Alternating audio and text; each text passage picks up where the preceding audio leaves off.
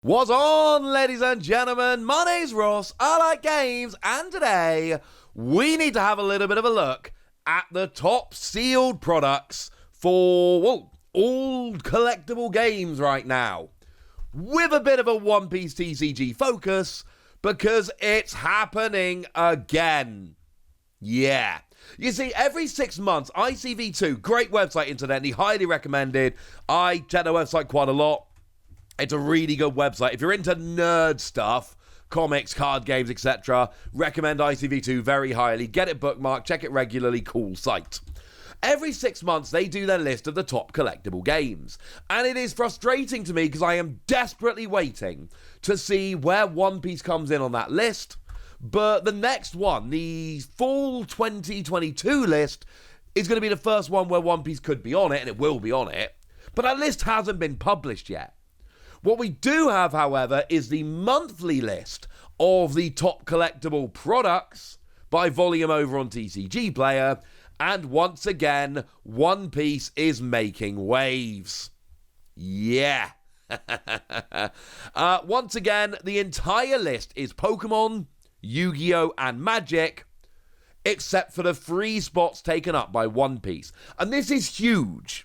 Because, as I told you last time, the vast majority of the time, the entire list is Pokemon, Magic, and Yu-Gi-Oh! They dominate this list every single time.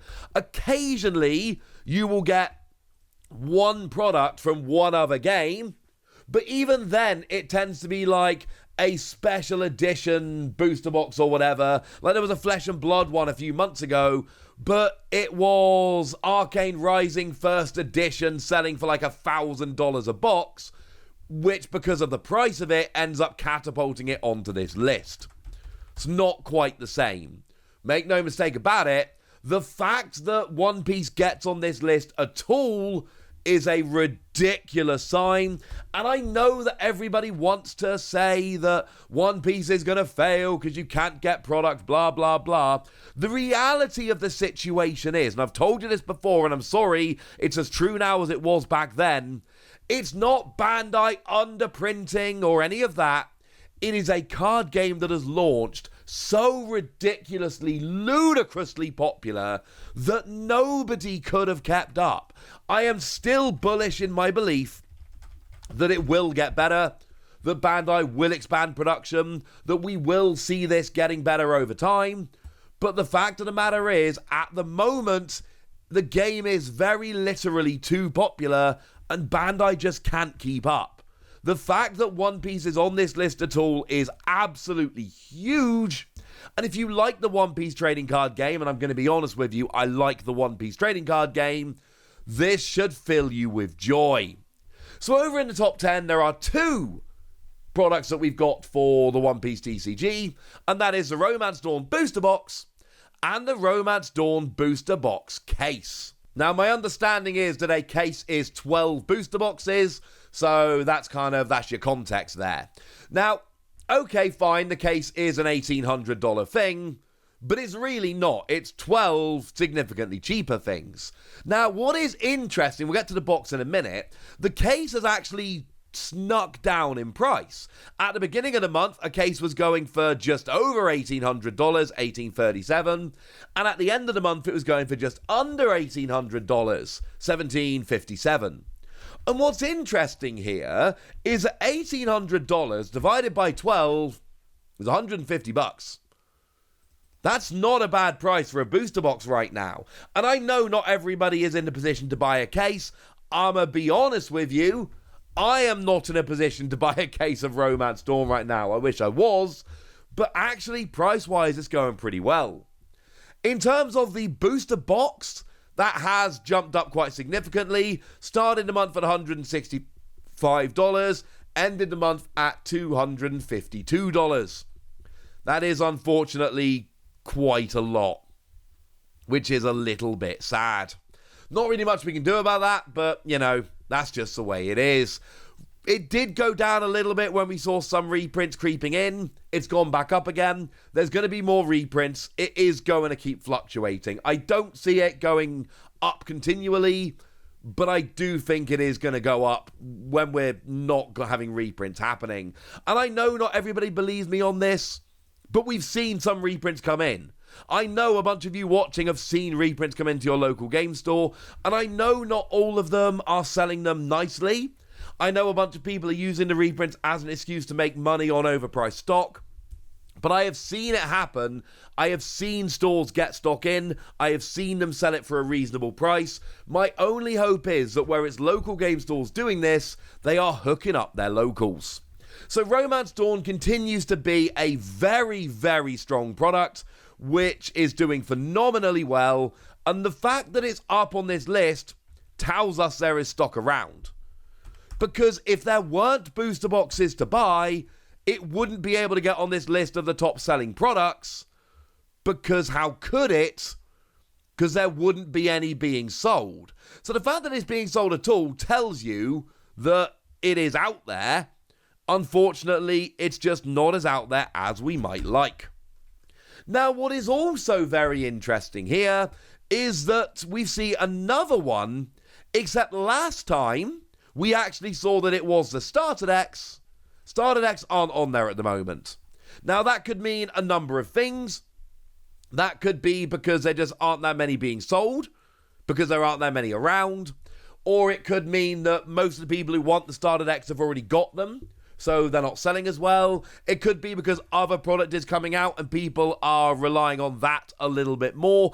I'm not entirely sure. It was on the list last time. It's not on the list this time. I'd love to tell you why. Well, I know why. The why is because there's just not that many being sold.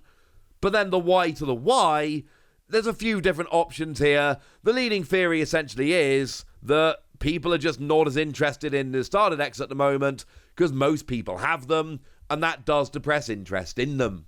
There we go. But in at number 12, we've got the Paramount War booster box. Now, this is interesting for a couple of reasons, not least of which, this is the January chart, which we then see, listed in February. Paramount War wasn't out, so it's not like people are actually selling boxes that they've got. This is essentially pre-sales of people that know they're going to get boxes. And yet, it's happening. And that's kind of ridiculous. This is the 12th best-selling product of the month, and it's not out yet. Now, the sad news about this, and this is very sad news, the price is spiking, which is actually really sad, because I kind of want this to be readily available for everyone. Unfortunately, what we're seeing here is a very similar thing to what we saw with Romance Dawn. There's not enough stock. It sucks. There's not enough stock. And I still feel confident the stock will keep being reprinted. We'll keep getting more and more of this. Bandai need to push their new game, and Bandai are a profit-making company, which means they want to make money, which means they want to print products that they know for a fact are going to sell, and they know for a fact that this One Piece stuff is going to sell if they print it. They just physically can't print it fast enough right now. But it's gone from about $140 to $195, and that's just not what we're looking for. For anybody wondering, the RRP of a booster pack is $4.19, and then you got 24 packs in a box. So the RRP of a booster box is $100.56. That is what you should be spending. I'm going to go to my local game store to pick up my box of Paramount War, and that's what I'm going to spend. £100 and 56p, I imagine. Because, they could give a bit of a discount. I'm not sure why they would. I'm more than happy to pay that. Obviously, it's a very good price right now. But here's the thing, and this is my tip, and I've been giving this tip out for a couple of years on this channel and on my other channel, Piece TCG Radio, where we talk Pokemon. Be friends with your local game store. Because you know what? There's my local game store's Mad for Miniatures down in Cornwall. It's brilliant, great shop, cannot recommend it highly enough. There are plenty of things over the past few years that I have bought from Mad for Miniatures at retail that I could have bought for less than retail online. But anytime I can, and it's not always possible, it's not actually that local, it's like a 2.5 hour round trip. But anytime I can get there, I do. Anytime I can give them my business, I do. And the reason simply is, I want to have a local game store with whom I have a good relationship. because I help them out and they help me out and everybody wins. So I buy products from them even though I could probably get them a little bit cheaper online. But then when the new One Piece set comes out and everybody's scrabbling for the good deals online, I send a message to my local game store and I'm like, you got me a box, right? And they're like, yeah, of course we have. And that's it. And then I'm going to pootle up on Friday and buy it. And it's going to be nice and easy. And I know not everybody has a local game store, and I know not everybody has a good local game store. I understand that. But I've been giving this advice out for literally years at this stage, but I'll reiterate it again here. If you have a good local game store, and you're in a position to do so, and I know not everybody is, use them. Use them all the time. Buy all of your product from there where you can. Because then when there are hard to get products, they will hook you up. And other places won't. If I'm always buying online for the cheapest possible price, something like Paramount War is going to come out, and I'm not going to be able to find anywhere to buy it. If I always buy my One Piece stuff from my local game store, and I'm not worried about trying to get it a little bit cheaper online because I want to support my local game store because they're awesome, then when a new set comes out and it sells out, my local game store's got my back. But my point about One Piece here is really simple. It is potentially going to be the third biggest TCG. Now, this is a big what if. We don't know. But the list is completely dominated by Pokemon and Magic. 19 of the 25 slots are Pokemon and Magic. And then there's free Yu-Gi-Oh! And free One Piece. But One Piece is sitting there at 5, 7, and 12. Yu-Gi-Oh! Is sitting there at 10, 19, and 23. This does not prove that One Piece is a bigger game than Yu-Gi-Oh! Right now. Let's be 100% clear. But I do think that when we see these 6 monthly lists that ICV2 make about the top collectible card games, One Piece is going to be giving Yu-Gi-Oh! A run for its money. It is not going to be challenging Pokemon or Magic anytime soon. Nothing is going to be challenging Magic or Pokemon anytime soon. But Yu-Gi-Oh!, which has been third place for a long time, One Piece could legitimately be challenging that, and that is a huge, huge deal. Because that doesn't happen in TCGs. I know that product is hard to get right now, and I know that sucks. But I'll tell you what, ladies and gentlemen, the One Piece TCG is incredibly healthy right now, and it is not going anywhere. And this is wonderful, wonderful news for anyone that's interested in this game. Right, there we go, ladies and gentlemen. That's what you need to know.